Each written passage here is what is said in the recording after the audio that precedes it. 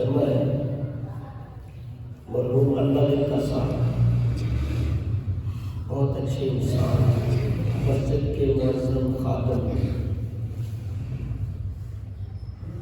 اللہ تعالیٰ انہیں غریق رحمت فرمائے۔ آمین۔ مسجد کے ساتھ تعلق ہونا بڑے اعزاز کی بات ہے۔ مسجد کے ساتھ جڑ جانا معمولی سی بات نہیں ہے۔ مؤذن کی اور مسجد کے خادم کی جو شان اللہ اور اس کے رسول صلی اللہ علیہ وسلم کی نظر میں، دنیا دار اس کو نہیں سمجھ سکتے۔ اللہ رب العزت کے محبوب صلی اللہ تعالی علیہ وسلم نے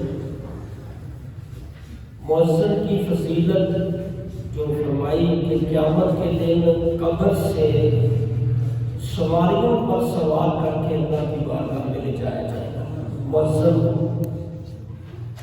قبر سے سواری پر سوار کر کے اللہ کی بارگاہ میں پہنچایا جائے گا۔ اور خادم مسجد کی خدمت کرنے والے، جناب رسول اللہ صلی اللہ علیہ وسلم کی زندگی میں ایک عورت جو خادمہ فوت ہوئی تو جناب صلی اللہ علیہ وسلم اس کی قبر پر جا کر آپ نے جنازہ پڑھا۔ سبحان اللہ۔ اسی طرح فرمایا جو مسجد کی صفائی میں تھوڑی سی گندگی دور کر دے اللہ اس کو 500 سال کی عبادت کا ثواب عطا فرمائے۔ تو یہ سال ثواب کی محفل میں میں آخری بات کہہ کے میرے خیال میں بات کرنے لگا تھا کہ ندیم صاحب بڑے بیٹے آج سے 30 سال پہلے میرے پاس ترجمہ پڑھنے آیا کرتے تھے۔ کتنے سال پہلے؟ 94 میں 93 میں۔ یہ اس وقت اسٹوڈنٹ تھا، میں بھی اسٹوڈنٹ ذرا سینئر تھا، لیکن الحمدللہ میں نے اس وقت درس نظامی مکمل کر لیا تھا۔ ان 40-30 سالوں میں میں نے اس وقت کچھ 100 کے قریب عالم بنائے ہیں، 500 کے قریب بچیاں حافظ عالم بنی ہیں، اور علاقے میں اس لاہور کے ایریے میں 150 سے زائد مساجد کے مفتیاں میرے شاگرد ہیں۔ لیکن میں یہ میٹنگ میں اکثر نہیں جاتا، چھوڑ گیا اس سال ثواب کی میٹنگ، کوئی بلائے بھی تو نہیں جاتا۔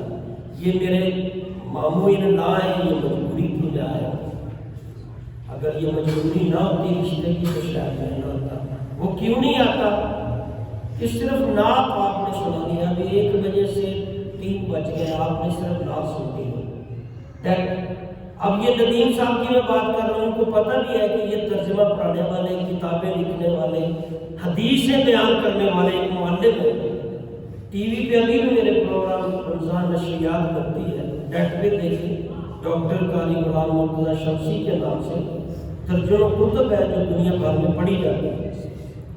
پھر مجھے وہاں پوچھ رہے ہیں، یعنی نعت سوال ہے سب پہ، نعت بعض وصیت نہیں، آپ نے علم نہیں سیکھا، آپ کو نعت بھی کرنا ہے۔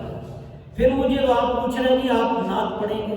ندیم صاحب پوچھ رہے ہیں جو 30 سال پہلے ترجمہ پڑھنے آتے تھے میرے پاس، وہ مجھ سے پوچھ رہے ہیں کہ نعت پڑھیں گے؟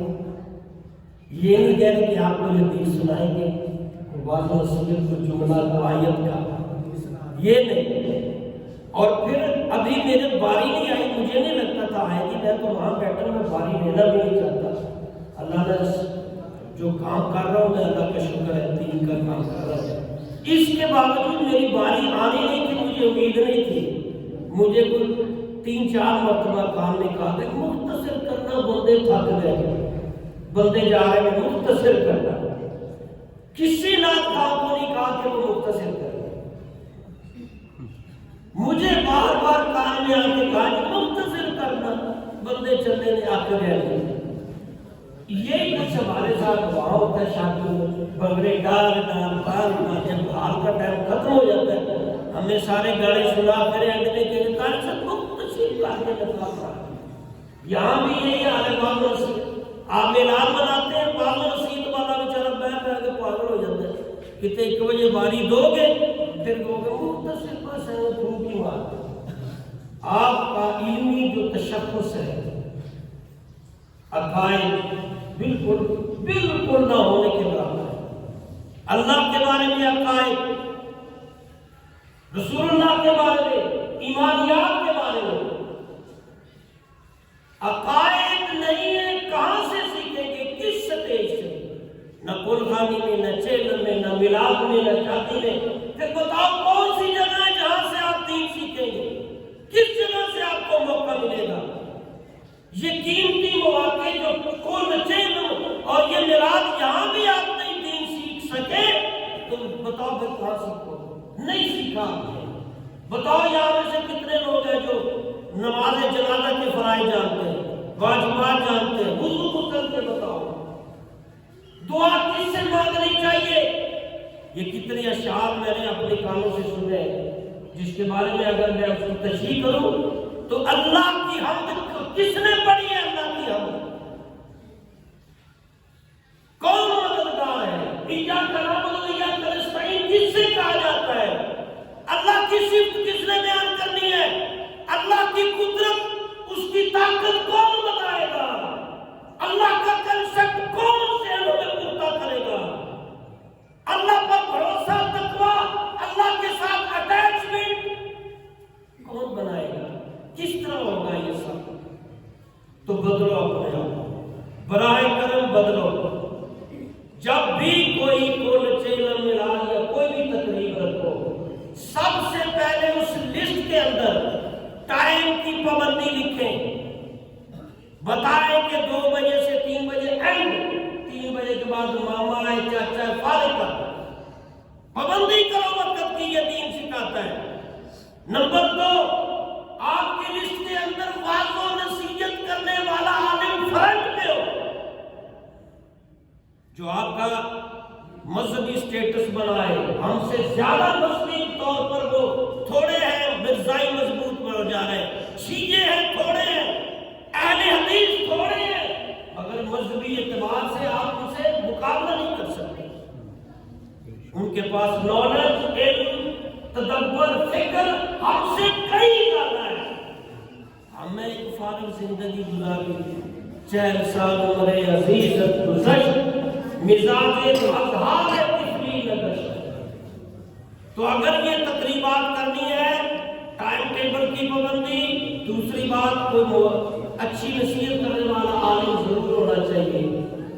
جتنے آپ یہ لوگ تیار کرو گے نعت خواں، آپ کو کچھ نہیں ملنے والا. مقرر تیار کرو، دین سکھانے والے تیار کرو. آپ کی ہر نماز میں ایک بندہ ایسا ہونا چاہیے جو حدیث سنائے.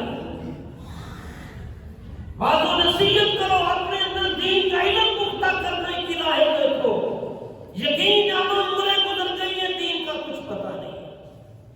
تو یہ فکر والی بات ہے. اگر اس طرح کی تقریبات ہو، ولیمہ اور شادی ہو، تو ضرور واعظ و نصیحت کا کام کریں اور فضول وقت ضائع کچھ سیکھ کے جائے گا، صحیح فائدہ ہو. تو یہ میری فکر ہے. امید ہے کہ آپ میری بات کو سمجھ چکے ہوں گے. اللہ تعالیٰ اس فکر کے صدقے مرحوم اللہ تعالیٰ صاحب کے درجات بلند فرمائے. اعوذ باللہ من الشیطان